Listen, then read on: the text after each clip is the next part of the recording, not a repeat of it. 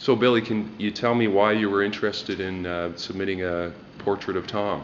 Well, there's two factors to it, right? The first one was that obviously when I came over to Canada, I heard a lot of things about this painter called Tom Thompson, who turned out to be quite the iconic, you know, person. So that was one aspect to it, was the fact that he's a famous Canadian painter.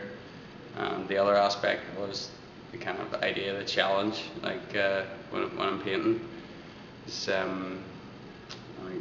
I find portrait's the most challenging thing to do, kind of thing. So any portrait is I see it as a challenge.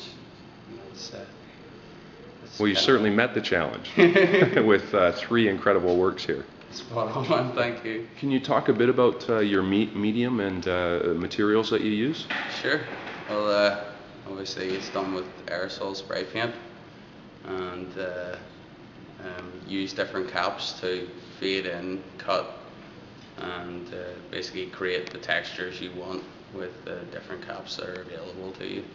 So there's like grey dots, gold dots, and like they're both types of skinny caps. So we'd use them for like cutting lines, different styles of fading. You know what I mean? And then the fat caps are for covering large areas with paint. So when you talk about the caps, Yeah. do you mean it's like a nozzle? Yeah, it's a wee, like just a wee nozzle on the end, but the ones they supply you with are a bit rubbish, so you have to get the decent ones from them, you know. So you have to take off the manufactured nozzles. Yeah, you take off the manufactured nozzle and change it to a better, the one that's most appropriate for what you're doing.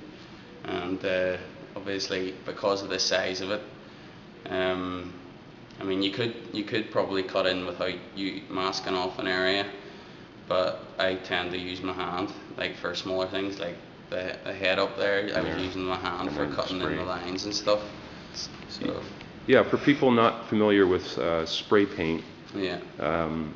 Can you describe what cutting in or Okay. masking off is? Well, basically, obviously, when you spray an area, depending how you angle the can, the paint's gonna come out a certain way. So if like I'm painting this thing here, like the boat in the water, if you want to have a completely straight, like really clean line, like you have to move your can really quickly to get the line nice and crisp, or else like if it's going to affect another part of the painting, then you use something to mask off that area to cover it, and then when you paint, when you take it away, it'll be nice and crisp.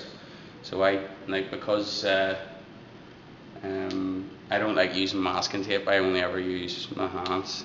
Right, You know, so in essence, it's similar to creating a stencil. yeah, it's very similar to that. In fact, same principle, but just I don't use masking tape. I only use my hand, kind of thing. So, like for the face, for instance, like for the larger picture of his head, that you didn't need to cut anything there. You know what I mean? But the eye, and like to kind of achieve that eye, I would use different angles in my hand and paint. Like, so I'd use my hand, put it up against the canvas. When you spray, take your hand away, and you've got that shape. You know what I mean? So Yeah, that's great. That explains it well.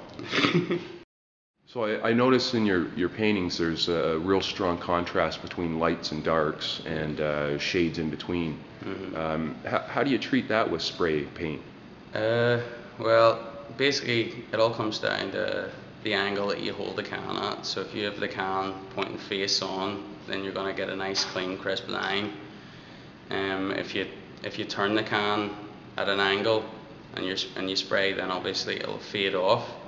And it's very similar to, well, it's basically the same principle as shading in a pencil drawing or a painting with a paintbrush. You know what I mean? Right. So that's kind of the idea behind it. But everything comes down to your shading with spray paint. So if you're wanting to achieve a 3D image, you need at least 5 different shades of that color and fade each into the other one to make it look 3D. Right. You know? So it's you know, in addition to being able to stenciling and cutting in hard lines, you have quite a bit of flexibility with creating. Oh yeah. The only limiting factor in it is the range of colors that you can buy. You know what I mean? So like where an airbrush you could create your own colors from nothing. Spray paint, you obviously have to go out and buy the colors that are on the shelf or else order them in. So that's really the only limiting factor in the entire thing. Right. But in terms of fading, yeah, you need like to make something 3D, you need at least like well, up to 5 different shades of that color, and then fade each into the next using different wee techniques and caps. Great.